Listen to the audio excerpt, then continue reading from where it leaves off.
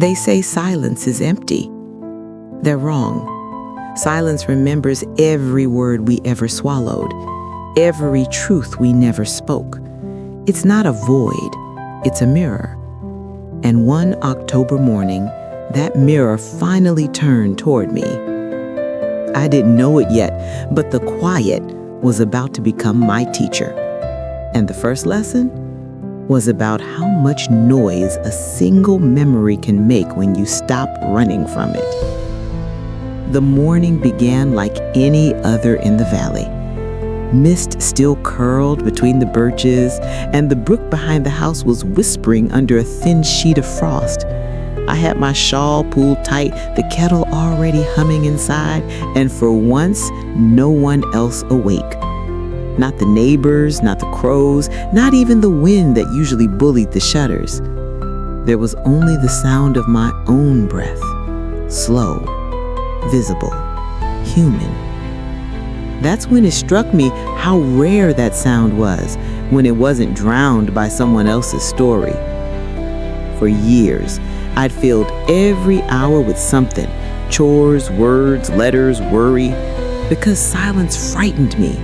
It reminded me of the years when my father's anger ended a sentence before it began, and my mother's hands spoke louder than her mouth ever dared. But that morning, I couldn't run. The air was too still, too exact. The world felt as if it were waiting, not for me to speak, but to listen. So I sat on the porch step, palms open, and tried to do something I had never really done before. Nothing. At first, it was unbearable. My mind went hunting for distraction. Should I fetch more firewood, sweep the path, make a list? But silence doesn't bargain. It just waits. And when you finally stop resisting, it begins to show you things. I heard it before I saw it. A low creak from the barn. The door had loosened in the cold, rocking gently. The sound made me laugh under my breath. It was the same sound my brother used to make when sneaking in past curfew, believing the floorboards could forgive him. And just like that, silence gave me a memory. Not the polished kind we tell at tables, but the raw, imperfect kind that still carries the scent of hay and teenage defiance.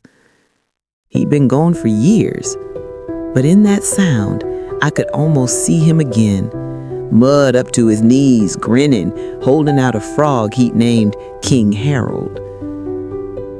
I'd forgotten that I'd laughed that hard once. It's strange how silence can dig through time, unearthing the laughter buried under loss. I sat there for a long while, watching the light spread across the field, and I realized that maybe silence isn't the absence of sound. Maybe it's the presence of truth. The truth that grief is just love that's learned to whisper. The truth that we don't always need to speak to be heard. Sometimes the world doesn't need our stories louder. It needs them slower, softer,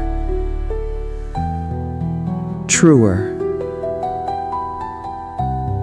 When I finally stood up, I felt lighter. Not because anything had changed, but because I'd stopped fighting the stillness that had been trying to hold me. I walked down to the brook behind the house. Its surface caught the first sunlight, a narrow, trembling ribbon of gold moving through the stones. And I thought, maybe silence isn't empty after all. Maybe it carries everything. The sound of a frog in summer, a brother's laughter, a mother's hush, a life still learning how to listen. That's what silence taught me that morning, that healing doesn't always roar. Sometimes it murmurs. And if you lean close enough, you can hear the river inside yourself beginning again.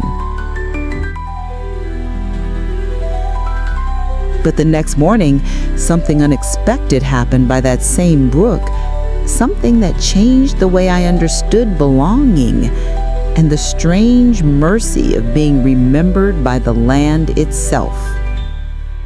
That story is called The Brook That Keeps My Name. And if you've ever wondered how memory finds its way back to water, follow me there. Subscribe, stay close, and we'll walk the banks together, one quiet truth at a time.